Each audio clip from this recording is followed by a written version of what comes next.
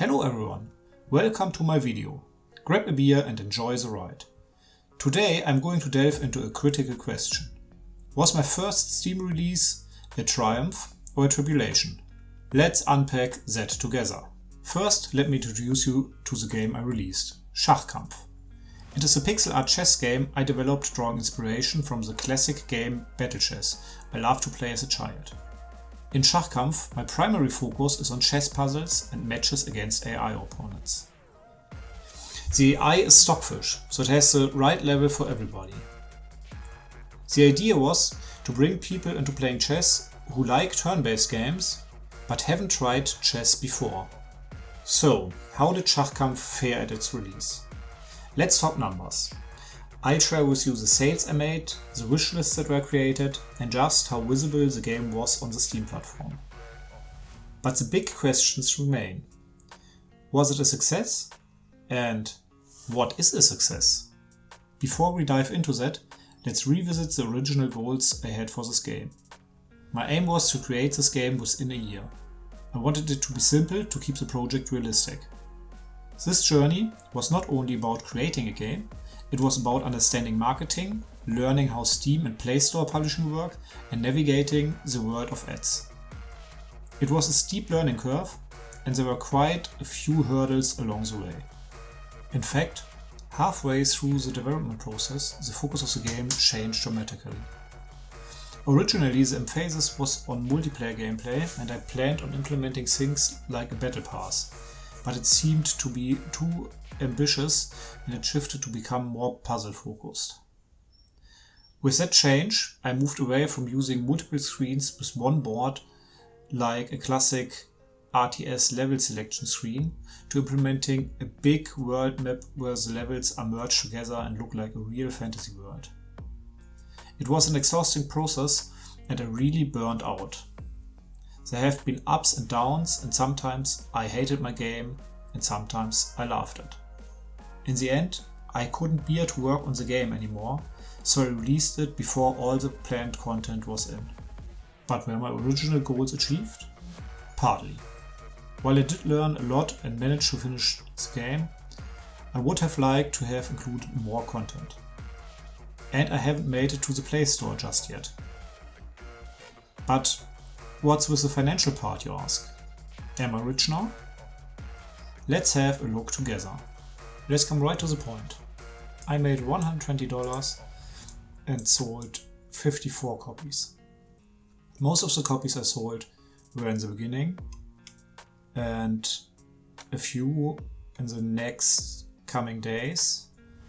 And like you see, about a good week, 10 days later, there has been nearly no copies sold anymore. But what about the wishlists? I started with about 300 wishlists before release.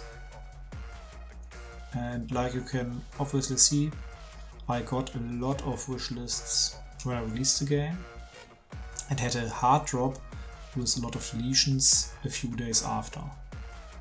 I suggest that this has been bots which automatically wishlist and automatically delete just to send me spam emails. Before the release, I had 0 to 1 wishlists a day, with a few days with some more or less wishlists, but about 1 a day.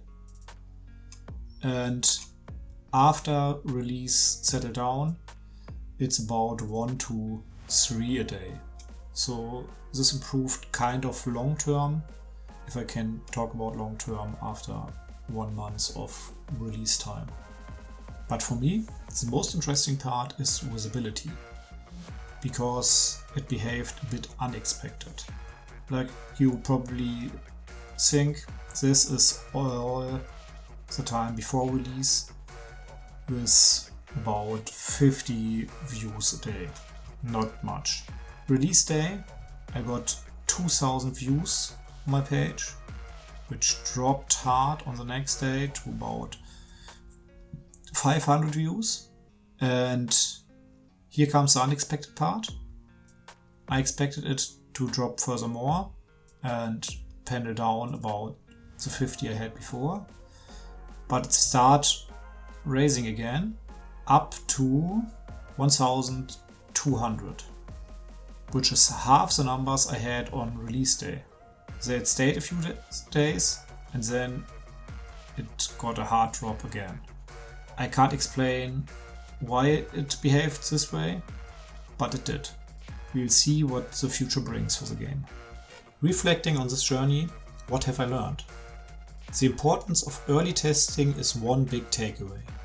It would have saved hours and hours if I had tested more beforehand instead of rewriting half of the game mid-development. Sticking to a plan is also crucial. Had I done that, I could have more easily added puzzles afterwards and kept the online multiplayer in, instead of putting it to the trash. One more thing, it's critical not to treat game development as a job. Most people who start making games won't become full-time indie devs who can make a living from that. Most won't even come to the point where I am now and release a complete game on Steam. So while it's cool working on your own projects, you shouldn't go all in unless you already have a proof of concept that your game is popular and will create a decent amount of income. So, what's next for Schachkampf? To be honest, not much. I'm looking forward to add 3 more worlds, where the next will be a swamp and one will be a desert. ATM, I have no ideas for the last one, so if you have cool ideas, just let me know in the comments. For reaching more people, I plan on incorporating multilingual support and also want to launch on Play Store. For this, I want to make a free ad-based version too, so I can learn this crucial mobile dev part. In the end, I want to add achievements and cloud saves as nice to haves. And of course, I want to fix all the bugs which are still in the game, and those you will find when you play the game. In general, I'm planning to prototype some game ideas from my backlog to decide what's worth the next shot. Currently, there are 3 ideas in my mind. First, I could advance on Schachkampf with a chess roguelike, but to be honest, I need a short break from chess at the moment. It might also be an Arkanoid style game, based on a short game I already made. It was called Raucherlunge and was created modular enough that I can make a full game out of it. And last but not least, it could be a sumo card game, because I'm a martial artist and sumo seems to be a good candidate for such a game. And also, you can look forward to more videos and maybe even tutorials from me, because social media in general and YouTube should get more attention. Also, I want to tell you about the things I learned on my way, so you don't have to struggle with the same problems. Stay tuned and join me on this exciting journey of indie game development. Cheers!